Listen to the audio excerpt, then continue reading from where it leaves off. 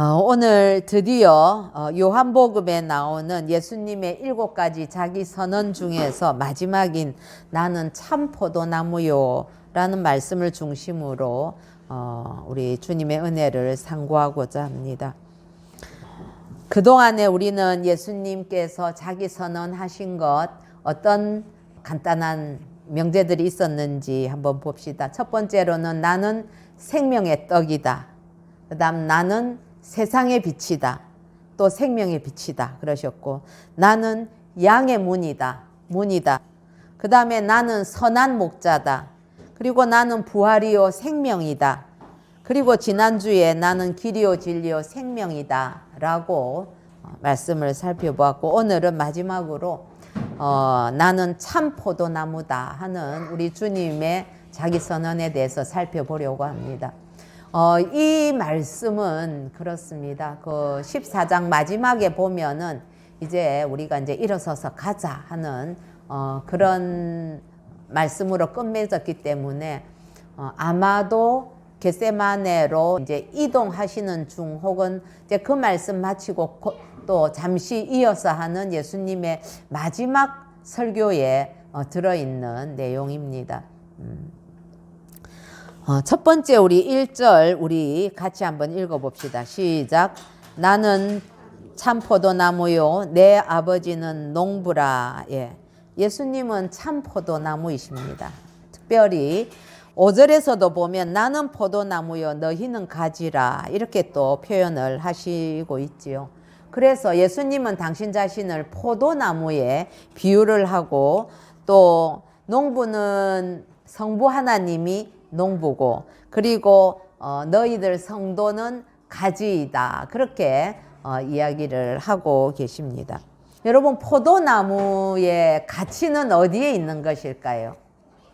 굵은 포도나무라 하더라도 그거는 가구를 만든다든지 이런 데는 쓸 수 없는 거잖아요. 그렇죠? 포도나무의 가치는 어디에 있느냐? 열매에 있습니다. 제가 수년 전에 소식이었는데 우리나라에서 한 포도나무 가지에 열리는 것이 제일 많은 게 3,000송이가 열린다네요. 그거 우리가 참 상상하기 어렵죠. 여러분들 특히 우리가 입장 이런 데 지나오면 포도나무 그 과수원들이 있잖아요. 그런데 보면은 한 천장 몽땅 다 돼 있는데도 사실 옆에서 기둥으로 올라가는 나무는 여러 나무가 올라가는 게 아니더라고요. 저도 그래서 이제 알게 됐는데 그 몇 년 전에 4,000송이가 열렸다고 해요.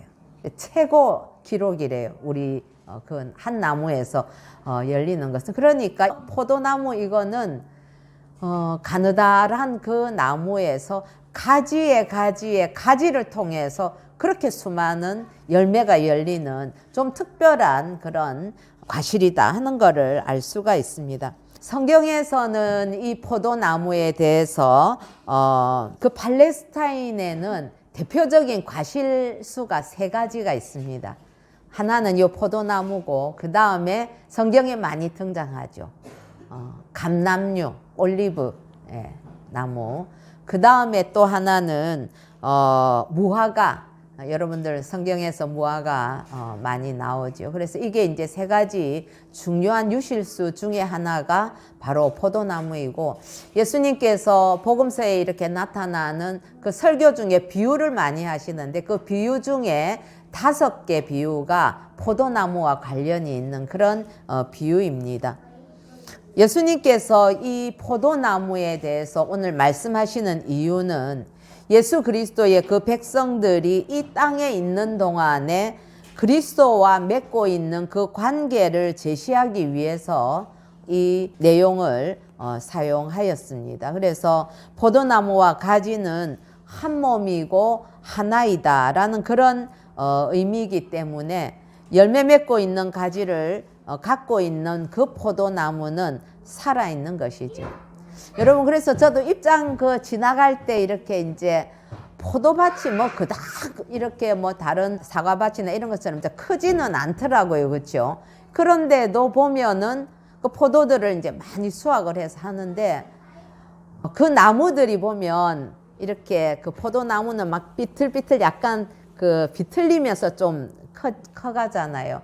그리고 껍질도 막 벗겨지고 그렇거든요. 그래서 열매를 다 떼고 나면 야, 저기에서 저 나무 한 그루 땡그라니 있는데 거기에 과연 내년에 얼마나 열매가 열릴까 그러는데, 그 포도나무가 살았나 죽었나 하는 것은 열매 때문에 우리가 알 수 있는 거죠. 그래서 예수님께서는 여기에서 말하는 그 포도나무와 또한 가지, 이런 이야기들은 예수님께서 그 예수님의 생명 안에 관계를 가지고 있는 저와 여러분 같은 그러한 성도들을 염두에 두고 하시는 말씀입니다. 요한복음 15장에서 포도나무와 가지는 육신의 이스라엘인 유대인들을 의미하는 것이 아니고, 그리고 또 눈에 보이는 교회를 가리키는 것도 아니고, 또 그리스도인이라고 나는 교회 다녀 하는 그런 교인들만 포함하는 것도 아니죠.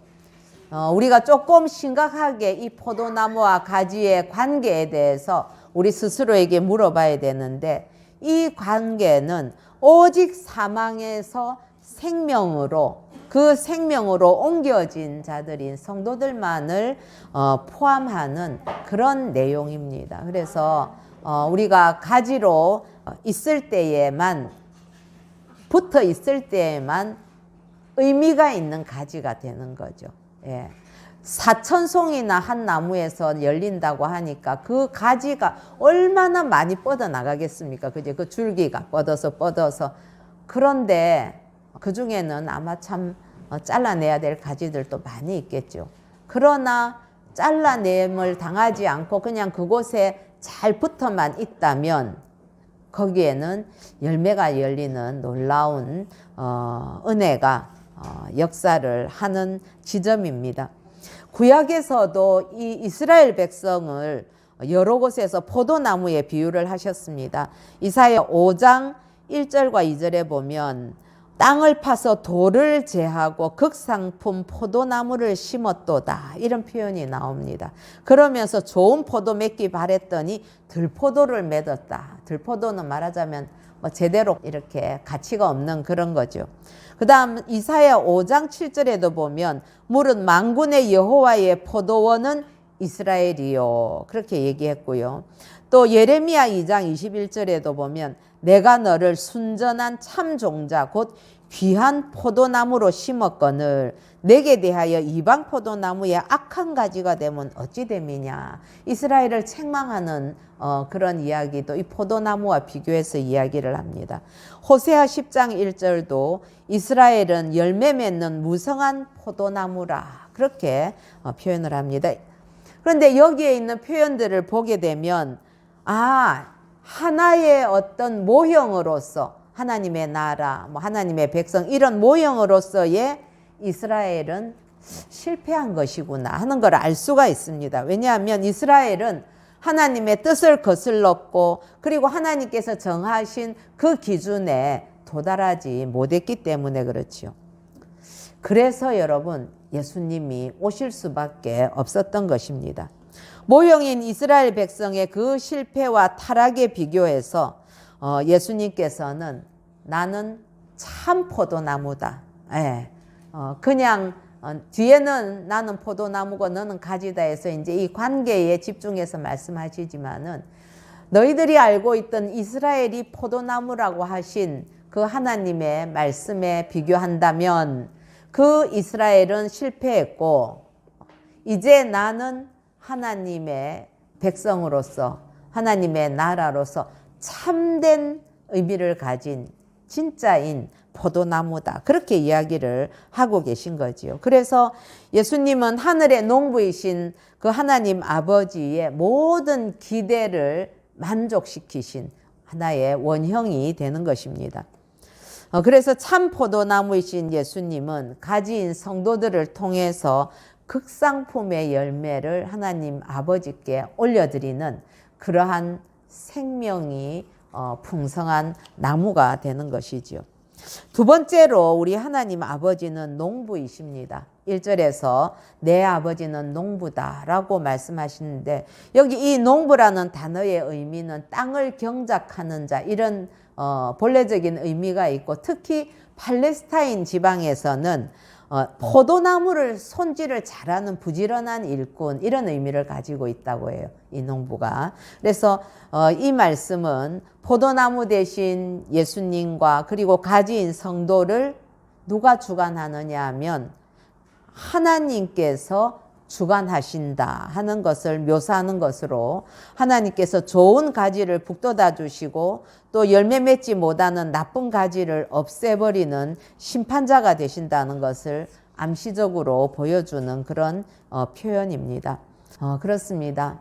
여러분, 하나님은 우리의 구원의 주체이시고 우리의 모든 삶을 주관하시고 우리의 구원을 계획하시고 부르시고 믿음을 주시고 거듭나게 하시는 그 일을 총체적으로 주관하시는 그런 구원의 하나님이십니다. 그래서 구약 성경에서 아버지는 그 포도나무의 소유자로 그렇게 나타나는 것입니다. 자, 우리 2절 같이 한번 읽어보겠습니다. 시작. 무릇 내게 붙어 있어 열매를 맺지 아니하는 가지는 아버지께서 그것을 제거해 버리시고 무릇 열매를 맺는 가지는 더 열매를 맺게 하려 하여 그것을 깨끗하게 하시느니라. 아멘. 여기에서 아버지는 이제 경작자이자 또 돌보시는 자로 나와 있지요. 그래서 하나님 아버지께서는 예수님에 관하여서 이런 예언의 말씀을 주셨습니다. 이사야 53장 2절에 보면 연한 순 같고 마른 땅에서 나온 뿌리 같은 정말 겉보기에는 보잘것없는 그런 의미죠. 그러한 예수님, 그러한 인간의 몸을 입고 오신 예수님을 빈틈없이 돌보셨지요. 뿐만 아니라 하나님 아버지께서는 이 포도나무 대신 그 주님의 가지들, 성도들에 대해서 하나님의 자녀들에 대한 사랑과 넘치는 관심을 가지고 계십니다. 놀라운 것은 아버지는 포도나무와 그 가지를 돌보는 일을 딴 사람에게 맡기지 않으십니다. 저는 참 이 묵상이 너무 감사했습니다.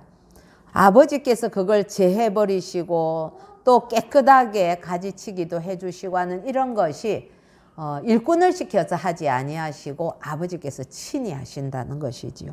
예. 그래서 우리 아버지가 되시고 그 아버지 하나님이 되시는 것입니다.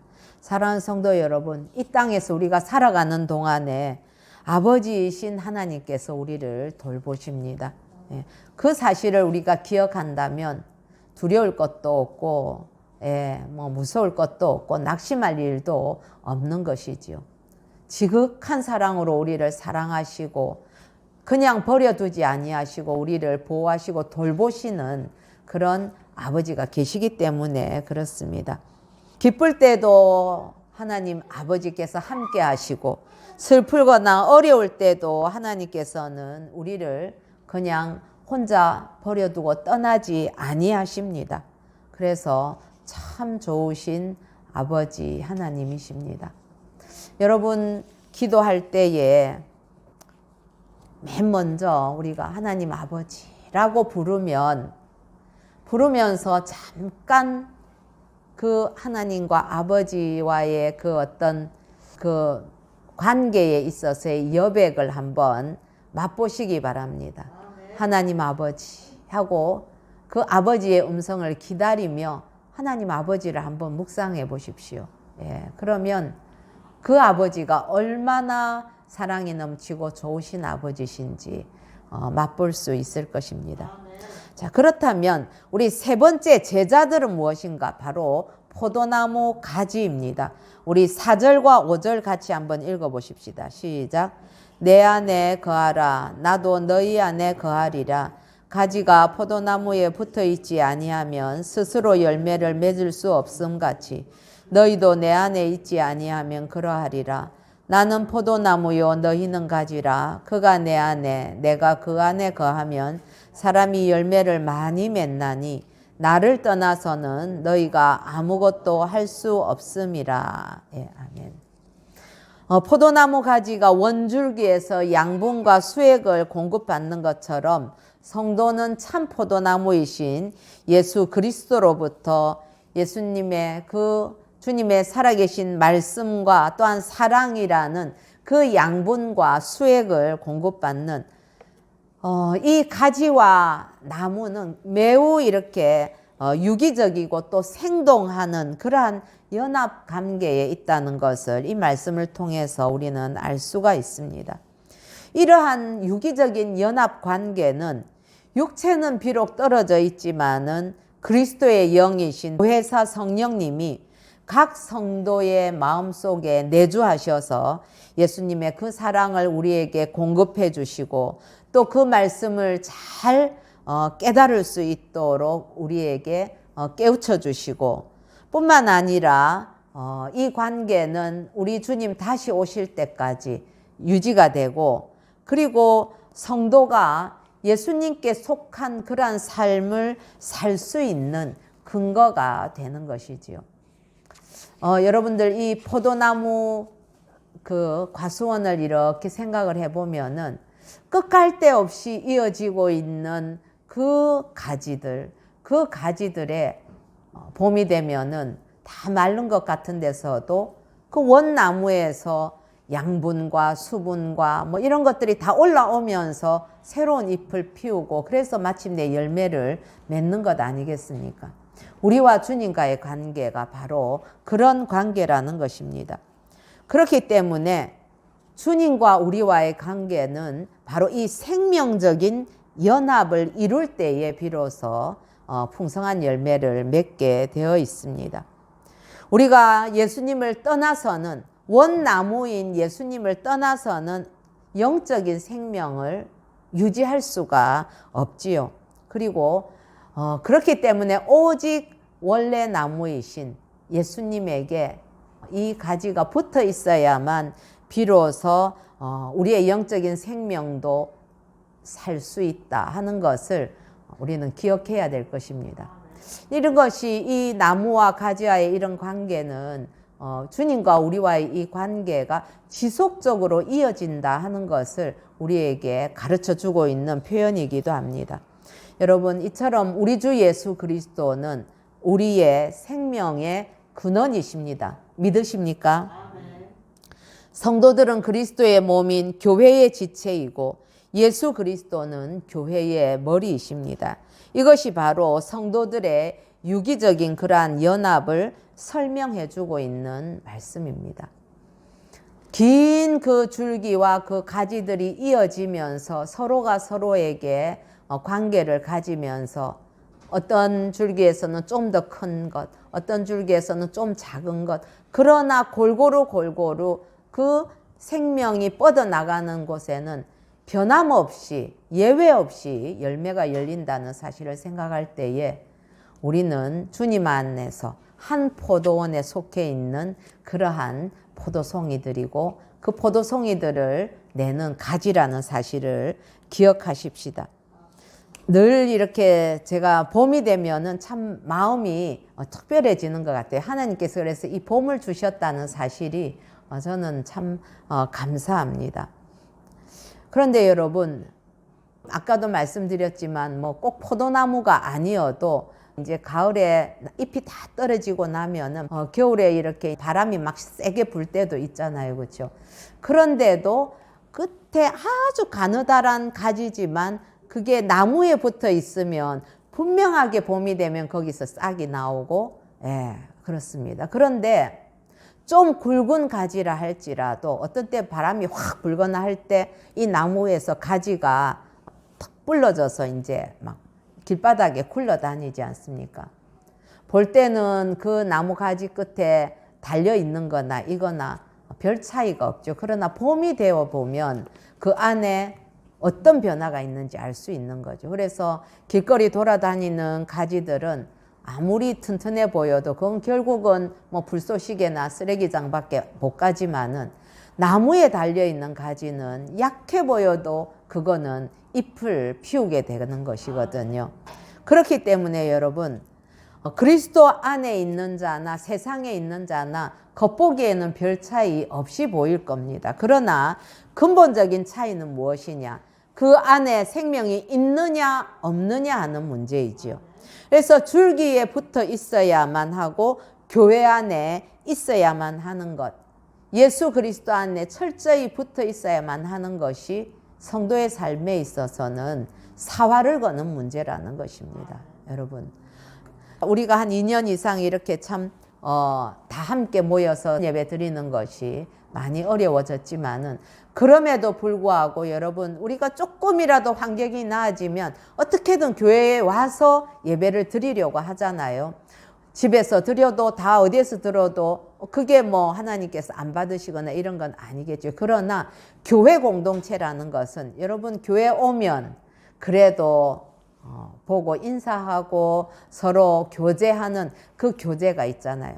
그리고 그 안에서 우리 공동체 안에 역사하시는 그 성령과의 그 교제를 우리가 다양하게 누릴 수 있기 때문에, 그래서 우리가 교회에 속한 그 성도라는 그 신분이 우리가 신앙생활 하는 데 있어서 굉장히 중요한 것입니다. 예수님께서는 그래서 내 안에 거하라고 여러 번 말씀하셨는데, 이 내 안에 거한다, 이것은 아주 핵심적인 단어이죠. 특히 주 안에, 예수 안에, 이건 엔 크리스토스 이렇게 해서 사도 바울도 그 단어를 굉장히 많이 썼고, 요한도 항상 예수님의 말씀을 통해서 그리스도 안에라는 것을 강조하고 있습니다. 왜냐하면 육적인 이스라엘 속에 그 그리스도가 머물지 않기 때문에 이스라엘 백성임에도 불구하고 영적인 그러한 열매를 누릴 수 없어서 제거함을 받았다면, 그들에겐 영적인 주님 안에 거함이 없었다는 의미가 되죠. 그러나 이제 육적인 이스라엘이 아닌 우리는 영적인 이스라엘로서 주님 안에 거할 때에 우리는 풍성한 삶을 누릴 수 있기 때문에 이 주 안에 거하는 것이 중요한 것이죠. 우리 6절 같이 한번 읽어보십시다. 시작. 사람이 내 안에 거하지 아니하면 가지처럼 밖에 버려져 마르나니 사람들이 그것을 모아다가 불에 던져 사르느니라. 본문 6절에서 지적하는 이 가지는 어떤 의미에서는 예수님을 배척하는 이스라엘 사람들을 의미하기도 합니다. 참 안타까운 일이죠. 하나님께서 이스라엘 백성을 그렇게 하나님의 백성으로 포도원의 그러한 나무의 가지로 두셨음에도 불구하고 그들이 예수님을 배척했음은 결국은 잘려지는 가지에 속하고 말았다는 사실은 우리에게 큰 어떤 도전을 주고, 또한 우리가 하나님 앞에 얻게 된 이 구원에 대해서 큰 은혜라는 것을 깨닫게 되는 것이지요. 이제 그런데 이 가지는 어떠해야 되는가 하면 열매를 맺어야 의미가 있습니다. 우리 7절 같이 한번 읽어봅시다. 시작. 너희가 내 안에 거하고 내 말이 너희 안에 거하면 무엇이든지 원하는 대로 구하라. 그리하면 이루리라. 예. 이 말씀 안에는 예수님 안에 거하는 자의 특징이 명시가 되어 있죠. 그래서 예수님이 성도들 안에 거하신다는 것은 곧바로 예수님의 말씀이 우리 안에 거한다는 것으로 그렇게 표현이 되어 있습니다. 요한복음 14장 14절에도 보면 내 이름으로 무엇이든지 내게 구하면 내가 행하리라, 그렇게 약속을 하셨습니다. 요한복음에서는 말씀이 곧 누구입니까? 예수님이 말씀이시지요. 그래서 예수님과 성도가 서로 말씀으로 그렇게 상호 내주하게 될 때에 얻게 되는 결과가 무엇인가? 바로 성도들이 기도하는, 저와 여러분이 주님 안에 있고 주님이 내 안에 계실 때에는 우리가 기도하는 그 기도가 응답이 된다는 것입니다. 그렇습니다. 예수님 안에 거하는 삶이라는 것은 바로 기도하는 삶을 의미합니다. 그런데 예수님 안에 있는데, 예수님이 나의 주인인데 내가 원하는 것 내 마음대로 구하게 될까요? 그렇지 않거든요. 예수님 안에 있으면 내가 원하는 것을 구하는 것이 아니라 말씀이 먼저 우리 안에 자리 잡고 그 말씀 대신 예수 그리스도 안에서 소망하게 되는 것, 그것을 붙잡고 기도하게 된다는 것이죠. 그럴 때에 우리 삶에 우리가 감당할 수 없는 놀라운 열매들이 맺히게 되는 것입니다. 예. 여러분 참 이건 놀라운 우리 영적인 삶의 원리가 될 것입니다. 우리 본문 8절 한번 읽어봅시다. 시작. 너희가 열매를 많이 맺으면 내 아버지께서 영광을 받으실 것이요 너희는 내 제자가 되리라. 그래서 결국 예수님께서는 이 관계를 제자로 더욱 이렇게 확대시키고 있습니다. 참 포도나무에 붙어있는 가지인 성도는 포도 열매를 맺는 것이 당연한데 바로 예수님의 성품을 닮은 그런 열매를 맺어야만 하겠지요. 첫 번째로 포도나무 가지인 성도는 겸손의 열매를 맺어야 할 것입니다. 우리 빌립보서 2장 5절에 보면 너희 안에 이 마음을 품으라 곧 그리스도 예수의 마음이니, 그리고 마태복음 11장 29절에도 나는 마음이 온유하고 겸손하니 그렇게 말씀하셨습니다.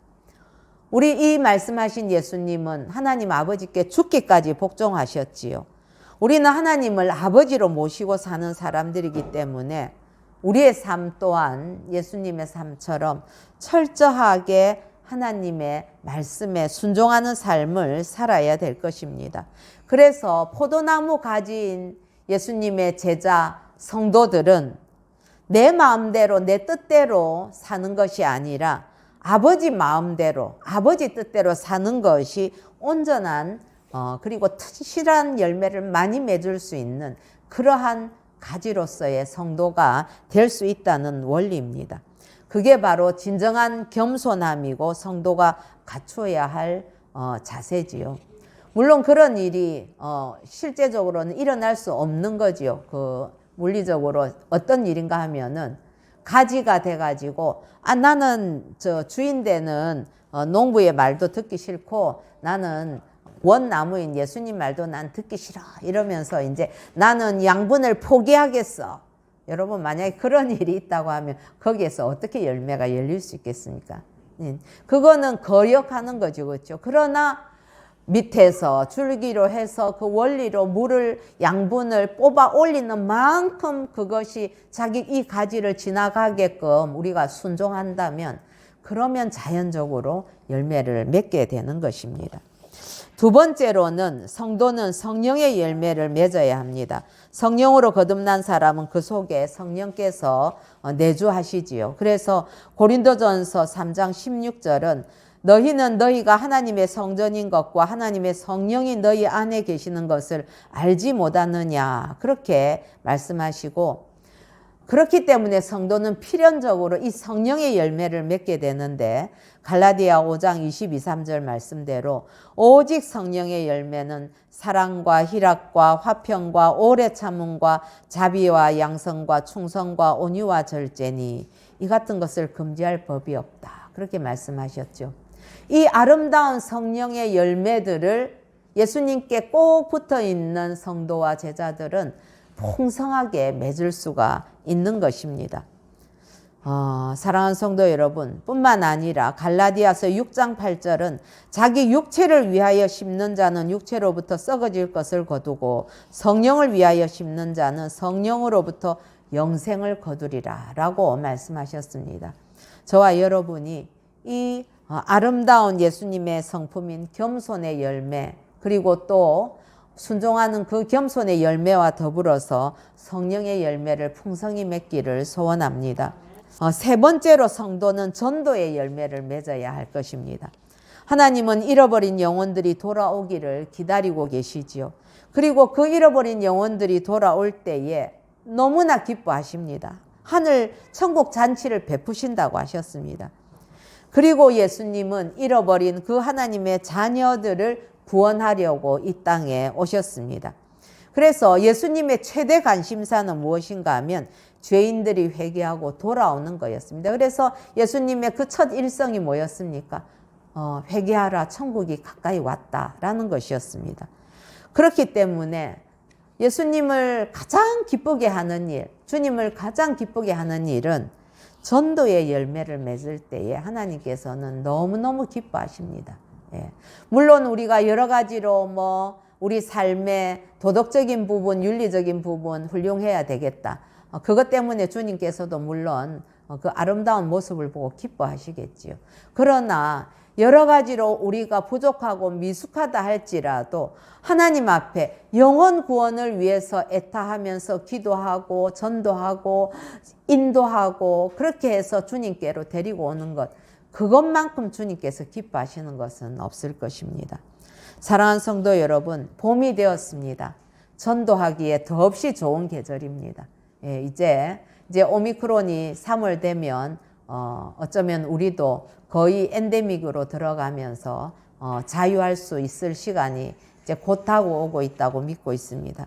여러분, 우리 전도합시다. 전도를 해야 됩니다. 이게 바로 진정으로 하나님을 기쁘시게 하는 일이기 때문에 그렇고, 우리는 전도 열매를 많이 맺어서 하나님께 영광을 올려 드려야만 하겠습니다. 또한 오늘 우리에게 주신 모든 말씀들을 기억하면서 이 말씀을 한번 기억하십시다. 고린도전서 6장 19절에서 20절 보면 너희는 너희 자신의 것이 아니라 값으로 산 것이 되었으니 그런즉 너희 몸으로 하나님께 영광을 돌리라. 또 10장 31절에 보면 그런즉 너희가 먹든지 마시든지 무엇을 하든지 다 하나님의 영광을 위하여 하라. 그렇게 말씀하셨지요. 여러분, 우리가 하나님께로부터 왔고 이제 하나님께로 돌아갈 자인데, 여러분, 우리는 무엇을 해야 됩니까? 그리고 어떻게 살아야 됩니까? 무엇을 해야 되는가 하는 것은 바로 전도해야 되는 것이고, 그리고 어떻게 살아야 되는 것은 하나님의 말씀에 순종하면서 살아야 되는 것이 우리 삶의 모든 원칙입니다. 이것을 안다면 우리가 무엇을 하든지 하나님의 영광을 위해서 함으로 하나님 앞에 참 아름다운 열매들을, 그 극상품의 포도를 많이 올려드리는 우리 새생명교회와 저와 여러분 되기를 우리 주 예수님의 이름으로 축복합니다.